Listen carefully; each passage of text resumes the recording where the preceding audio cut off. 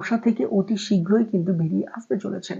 আপনি হয়তো এই ৭.৫ পরে কোটি, কোটি টাকার মালিক হতে পারবেন না। তবে আপনি কিছু সংখ্যক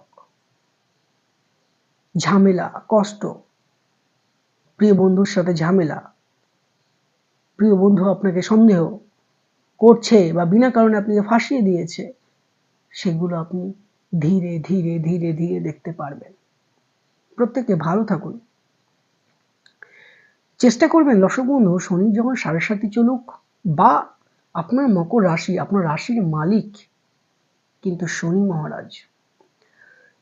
আপনার শনির দশা চলুক, শনি ৭.৫ চলুক, আপনাকে কিন্তু নিষ্ঠার সাথে যেকোনো কাজ করতে হবে। কোনো শর্টকাট কাজ কিন্তু আপনার দ্বারা হবে না। নিজে পরিশ্রম করতে হবে। তাহলেই আপনি জীবনে কিন্তু অনেকটা সফলতা মুখ আপনি দেখতে পাবেন। জন্মকুণ্ডলিতে শনি যদি খারাপ থাকে